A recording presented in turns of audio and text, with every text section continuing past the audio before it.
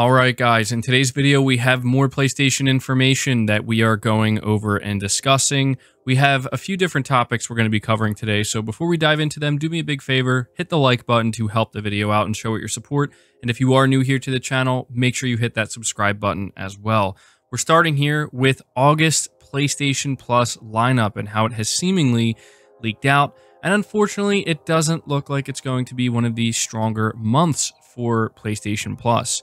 So this is reading from WCCF Tech. Next month's PS Plus lineup was leaked by Sony itself on the PlayStation Plus website, where we also learned that the titles will be downloadable from August 3rd.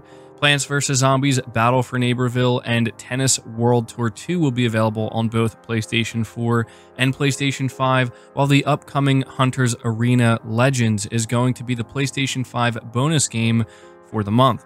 And so as you can see here, this is far from being a strong PlayStation Plus lineup. I actually think that a lot of people are going to feel disappointed about the games that Sony is offering for the month of August.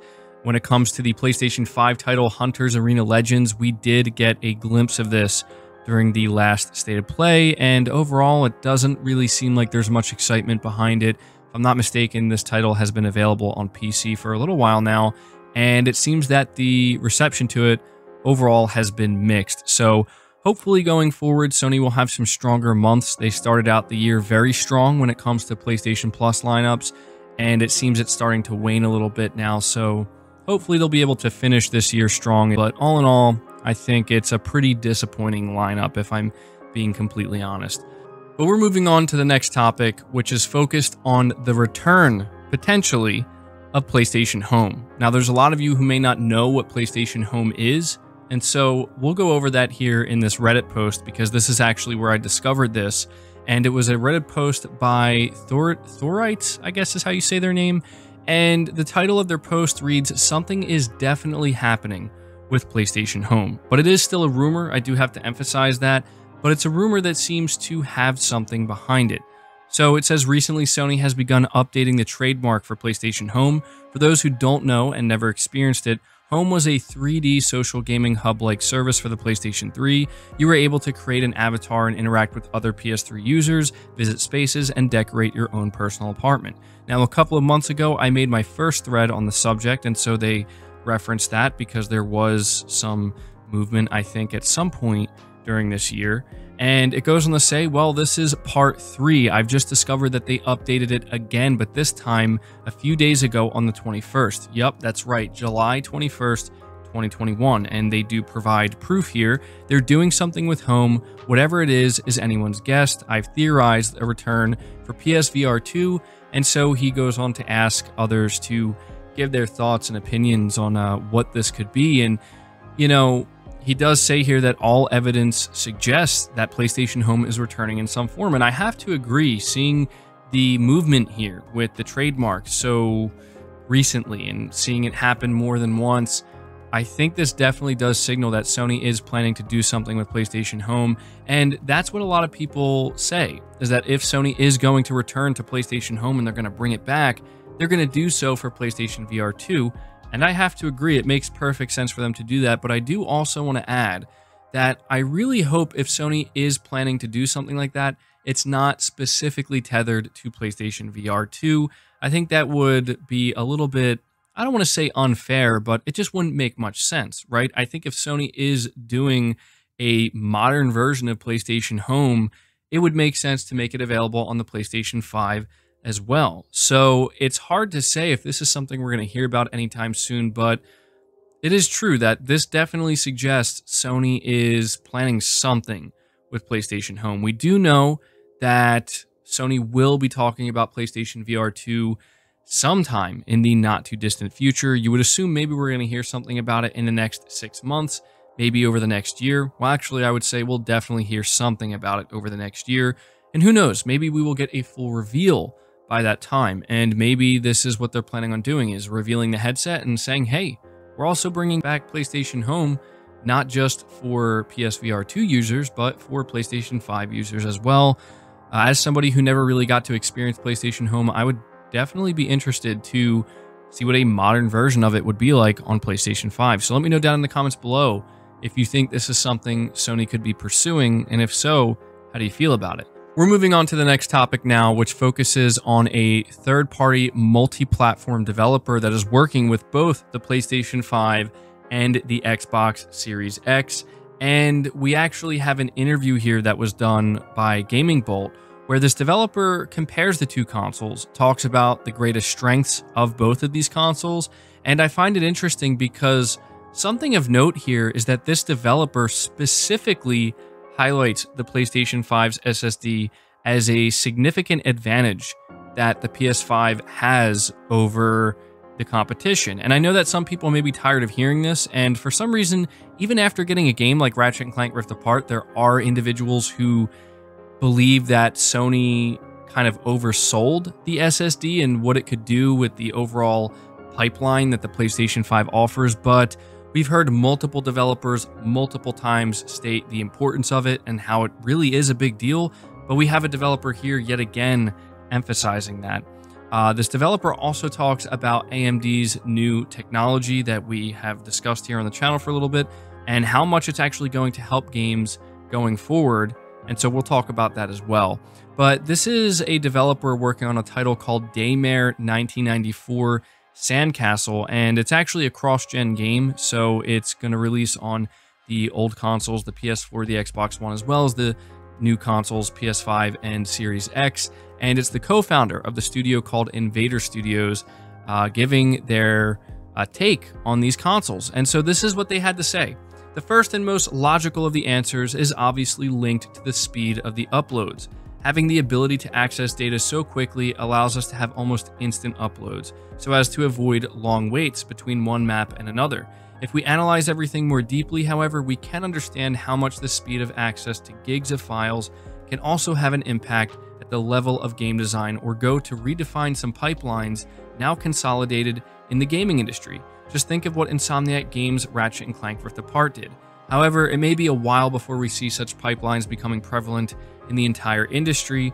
As the co-founder notes, the current bottleneck, however, appears to be the almost always cross-gen nature of the products in the pipeline and the concept of multi-platform itself. So we will see only the exclusive titles for a single platform fully enjoy these new technologies, while for all others, we'll have to be content with being able to pass from the start menu to the actual game in a matter of seconds. As for how the PS5 or Xbox Series X compares in terms of their SSDs, quote, we believe that Sony has a distinct advantage from this point of view, unquote. So, you know, we have a third-party developer here acknowledging this, and I can't stress enough how this has been a recurring theme with pretty much every single developer, or at least the overwhelming majority of developers who've talked about these next-gen machines.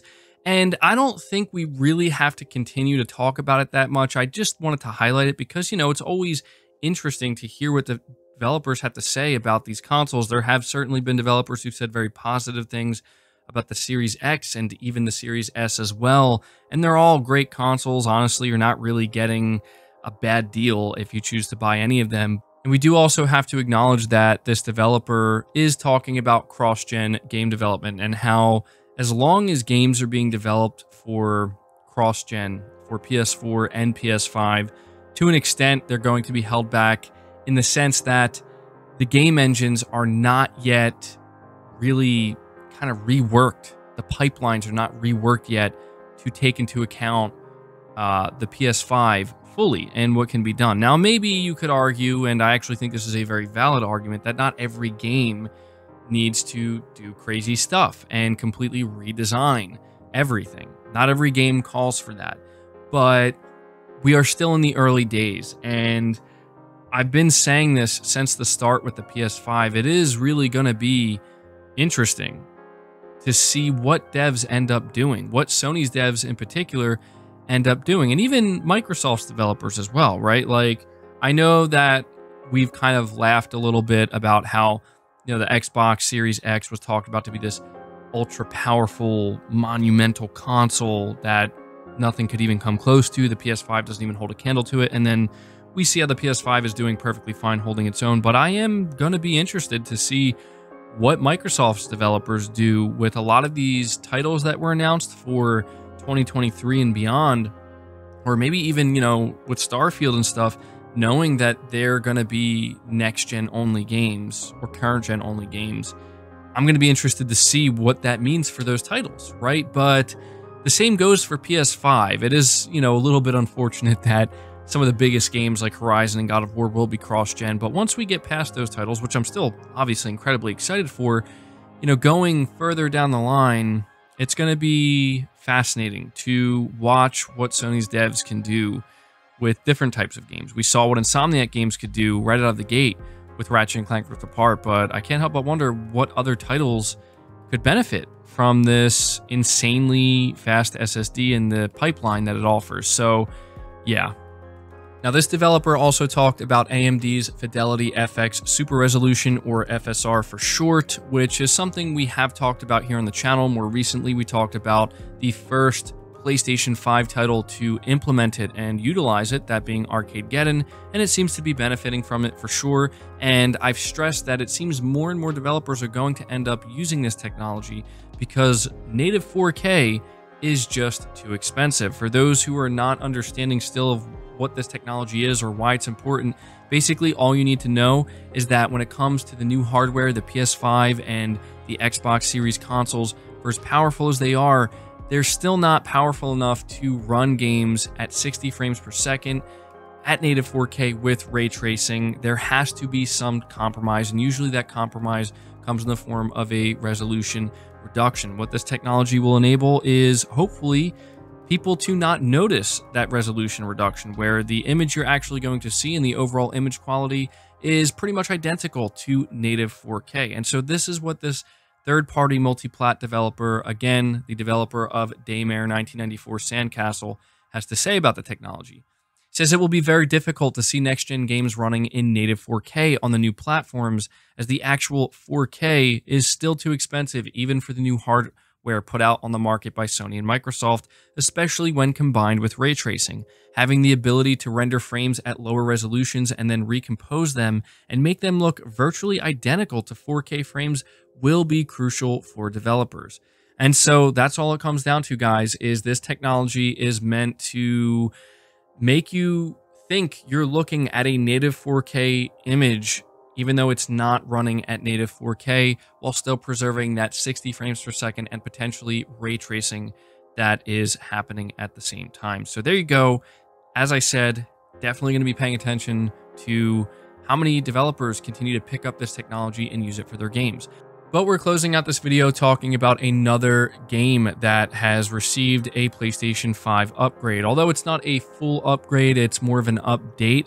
I'm not sure how many of you plan on playing this title, and it already looks really good on PS4, but Eidos Montreal released some patch notes for patch 2.021 for Shadow of the Tomb Raider, and it says that support for 4K at high frame rate on PlayStation 5 in high resolution mode has been added. So this was something I actually forgot to talk about yesterday. We talked about Sniper Elite 4 receiving a free upgrade similar to this, but we also have Shadow of the Tomb Raider. So it's not a massive upgrade. Again, it's not going to be taking full advantage of the DualSense and the 3D audio, but it's still something that will give you some benefits here. And, I hope to see more developers try to take full advantage of the PS5 with any of their upgrades, but still, this is something they didn't have to do, and they just threw it in there. So if you plan to play it on PS5, you're going to get the advantage of a higher frame rate at a higher resolution. But that does it for this video, guys. I hope you did enjoy it. I hope you did find it informative. Be sure to leave your thoughts down in the comments below. Again, leave the video a like, subscribe if you're new to the channel, hit the bell notification icon, and feel free to share this video out on top of all that. But until next time, guys, take care.